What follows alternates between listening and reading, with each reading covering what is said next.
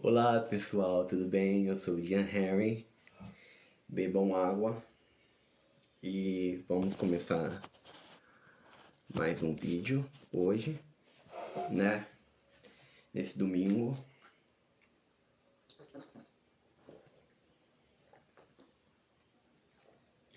Bom, para quem não me conhece, já curte, comenta, compartilha e assistam os outros vídeos. Hoje eu vim trazendo a continuação de Hard Times do Charles Dickens, um autor estad... ó, um autor britânico, né, da Inglaterra vitoriana. E, enfim, é um autor assim muito fascinante, muito complexo, muito interessante mesmo. Quando você lê uma obra tipo essa, Tempos Difíceis, e depois você lê uma outra diferente, igual tem a cantata de Natal, que é aquela história do tio Scrooge, que é um velho rico ranzinza, que mora sozinho e ele é visitado por alguns espíritos natalinos. Provavelmente vocês conhecem, já viram um filme ou algum desenho ou algo sobre. Só que eu não vou falar dessa obra específica. Hoje eu vou falar de Tempos Difíceis. Eu li em inglês Hard Times, e é isso assim. Não vou comentar tanto sobre o livro, só algumas coisas que eu achei interessante e que eu acho que podem incentivar vocês a quererem ler, e também para ter alguma ideia, né, introdutória sobre o livro. Eu estava lendo a parte de trás da capa, eu expliquei no vídeo anterior, então quem ainda não assistiu, depois assiste lá ou assiste lá e depois vem ver esse novamente, que é a sequência, né, mas cada um assiste como achar melhor. E aqui estava falando sobre a cidade de Cooktown, que é a cidade onde se passa a obra. É uma cidade pequena, a town, né? Cooktown. E é uma cidade de fábricas, a Town of Factories. E eu parei no vídeo anterior na parte que diz que a vida das pessoas lá se significa fatos. Life means fact, fact, fact. Isso é muito interessante porque é uma noção que se havia na era vitoriana da Inglaterra de que um conceito chamado utilitarismo, onde as coisas elas devem ter utilidade, as coisas devem ter função útil, prática. Então, a escola da cidade de Cooktown é uma cidade que é baseada em facts, né, em fatos. Então a escola ela ensinava only facts. E isso já é dito na primeira página. Ou seja, em suma, a escola ela se contrapunha às ideias de arte, de criatividade, de sonho, de ludicismo no geral. A imaginação era algo reprimido.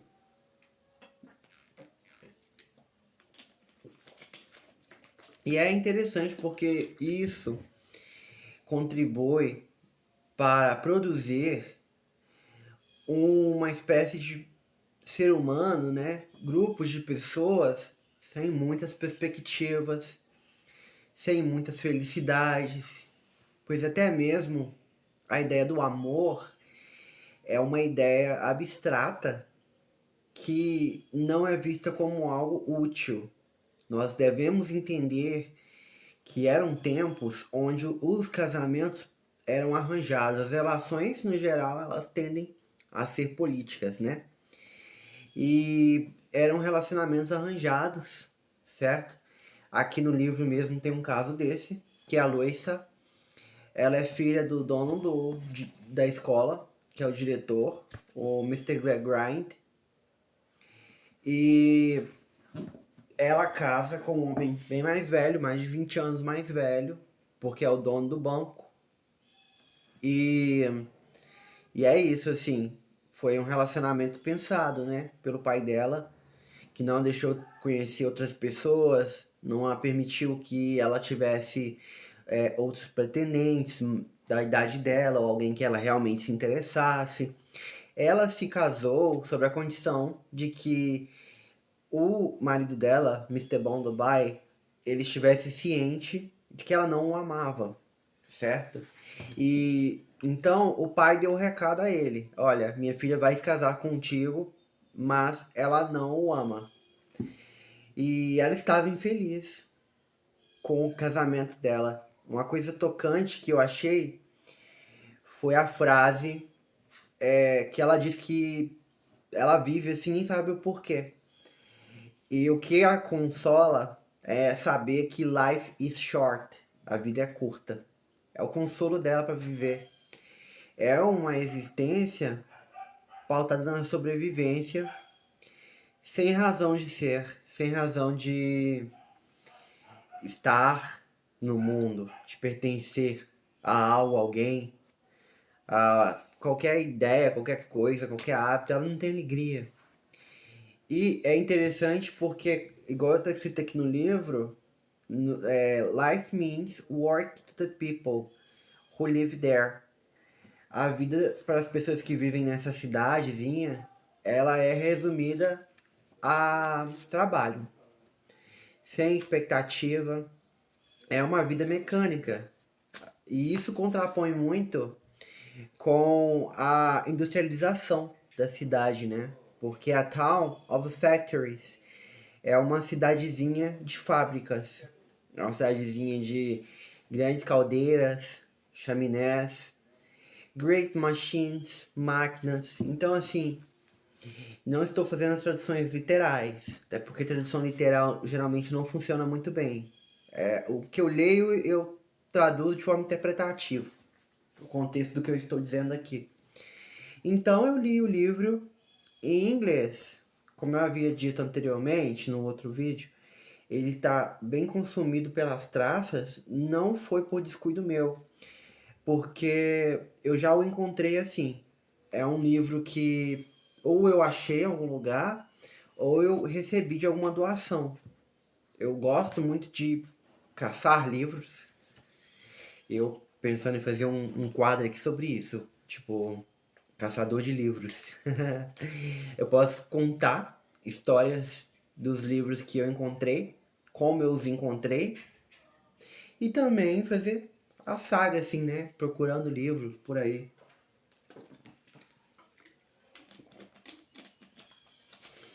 E é isso. Então, para quem está aprendendo inglês ou já conhece o idioma, é muito bom fazer a leitura desse livro em inglês. São apenas 100 páginas de leitura. Então, assim, é uma leitura short, é uma leitura rápida, né? E tem algumas imagens também. Olha só, e são imagens bem deprimidas, igual aqui. É algo assim que é o cinza, que representa o cinza do céu, da fuligem, devido às fábricas. Não são fábricas como são hoje, né? Eram fábricas primitivas, no sentido de que eram as primeiras versões das fábricas que o mundo industrial conheceu. Nós devemos levar em consideração que as fábricas, né, a Revolução Industrial, ela se iniciou na Inglaterra, né? A Inglaterra foi pioneira na industrialização global, certo? Então tem essas imagens. São imagens muito bonitas para mim, mas são imagens assim tristes também, reflexivas. São poucas imagens que tem no livro e todas retratando essa coisa assim sem cor, sem vida, que é a cidade de Cooktown e que também isso respinga, né, na vivência, nas experimentações das pessoas da cidade, né? Então a falta de expectativa, o não saber o porquê. E tem uma frase muito interessante aqui, que é uma frase comum de ser ouvida por aí. É igual fazendo um paralelo quando nós pensamos em Hamlet, Shakespeare, e ele diz entre ser, não, ser ou não ser, eis a questão. Então, to be or not to be, that is the question. Aqui também tem uma frase que é sobre a existência e a sua reflexão filosófica, que é what will be, will be. O que tiver de ser, será. Então, assim, é muito comum, né? Ouvir pessoas dizendo isso. O que tiver de ser, será. E essa frase está aqui. Então ela foi muito divulgada também pela obra. Não sei dizer se foi Charles Dickens que cunhou esse termo, né? Mas ele é reverberado amplamente na sociedade. Não só aqui na nossa sociedade, mas no mundo no geral, né? É muito interessante conceitos literários, eles reverberam o mundo no dia a dia. Às vezes a gente escuta uma conversa na rua, na televisão. As pessoas que estão conversando sobre algo, elas nem têm essa noção, muitas vezes, mas elas estão propagando ideias literárias. Isso é muito interessante. Quando nós adquirimos autoconsciência sobre isso, nós passamos a ver as coisas de outra forma. Então, para ilustrar bem aqui o primeiro capítulo, já começa assim, a primeira linha, com o diretor do colégio, o Mr. Gradgrind, dizendo I want facts. E facts com F maiúsculo. Eu quero fatos. Ele está na escola. Mr. Gradgrind said, teach these boys and girls only facts, sir. I bring up my own children in facts. And I want you to bring up these children on facts. Nothing else will ever help them. Então ele educou os próprios filhos apenas baseado em fatos. Ele repudia a arte no geral, num todo. Um quadro de parede, um bordado por ócio, por diversão, distração, uma pintura. Então, para essa ideologia educacional, tudo que não é baseado em fato, que não é utilitarista, como eu havia dito, da ideia filosófica vitoriana, do utilitarismo, né? Tudo que não tem a ver com isso não é válido, não é valorizado. E como ele criou os próprios filhos, baseado na ideologia dos fatos, assim ele pretende, né, que os professores do colégio façam com os alunos da escola. E isso deu muito problema na vida dele, porque a vida dos filhos dele foi uma vida infeliz. Teve 2 filhos, a Luísa, que eu citei, e o Tom. Foi uma vida sem expectativa, foi uma vida sem autoconhecimento, e foi uma vida sem brilho mesmo, sem cor. Contrastando bem com a realidade da cidade, que é uma cidade sem cor. Uma cidade poluída pela fumaça das fábricas. Uma cidade onde as pessoas não têm uma boa saúde por conta da industrialização precária, né? No sentido de que não é a mesma industrialização de hoje. Hoje a industrialização mundial, ela também acarreta em inúmeros prejuízos, né? Para a saúde humana, para o meio ambiente, para a vida no geral, né? Para a saúde psicológica, para o tempo disponível que as pessoas têm para viverem suas vidas, estarem em suas famílias, enfim. A indústria, ela corrompeu os antigos sistemas sociais, né? Se nós pararmos para analisar um camponês na era medieval, quanto ele trabalhava, para a vida de um trabalhador de fábrica atualmente, tem-se a constatação que hoje trabalha muito mais, né? E essa vida deplorável, ela está diretamente ligada com a vida triste com a vida rasa da Lucy e do Tom, que é uma vida sem sentido nenhum. O Tom, inclusive, ele teve muitos problemas por conta da criação utilitarista que o pai deu a ele. Eu não vou entrar muito em detalhes porque eu não quero falar diretamente do que ocorre no livro e dar muito spoiler. Mas um dos problemas é a bebida, o alcoolismo. O Tom, ele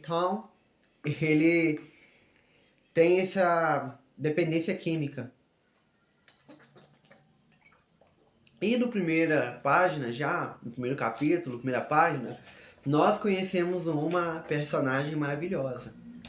Eu acho que eu vou fazer um vídeo só falando sobre ela, mas para finalizar um pouco é a Cecilia Jupp.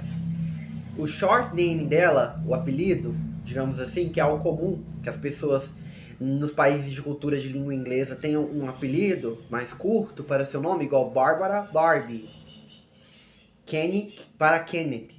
E o dela é Cici, Cecilia Jupp. E ela é uma personagem muito interessante, muito sonhadora, muito até deslocada assim da realidade. Tem a ver com o lugar dela também de estar nas camadas mais baixas da sociedade, pertencer a um grupo minorizado, inferiorizado, que é a população circense. Enfim, é uma personagem muito bacana que já é apresentada na primeira página. Depois ela dá uma sumida na obra, mas ela é muito como se fosse uma agulha no palheiro, um ponto de esperança em meio a toda a calamidade da vida em Cooktown. Então é isso, indico muito essa indicação de leitura, Hard Times, Tempos Difíceis, Charles Dickens. Não deve ser difícil de encontrar na internet para ler, ou para comprar mesmo o livro físico. E também para quem está praticando em outros idiomas, é muito bom. Ler em inglês, ler em espanhol. Eu tenho o outro livro dele, que eu vou fazer resenha, o Canção de Navidad, que é essa cantata de Natal, Christmas Carol. Ele é originalmente em inglês, mas eu tenho a versão em espanhol, que é justamente para praticar mesmo o idioma. E a tradução, que a tradução é uma arte para mim. Eu sou muito aficionado por tradução. Eu estou pensando seriamente em começar o curso de tradução no final desse ano, que é quando eu vou me inscrever para o mestrado e também começar o curso de tradução. Vamos ver, não tenho certeza ainda. Mas tradução é muito bacana, então é legal pegar livros como esse, por exemplo, outro livro. Posso fazer um vídeo só falando sobre isso, porque não é a ideia desse vídeo. Mas, por exemplo, O Pequeno Príncipe, Le Petit Prince, em francês, minha pronúncia em francês não é muito boa. Lê ele, The Little Prince, em inglês. El Principito, em espanhol. Il Piccolo Principe, italiano. E é muito bom para aprender outros idiomas. Então é isso, pessoal. Essa indicação de leitura. Vejo vocês em breve. Bebam bastante água. Matane! Bye!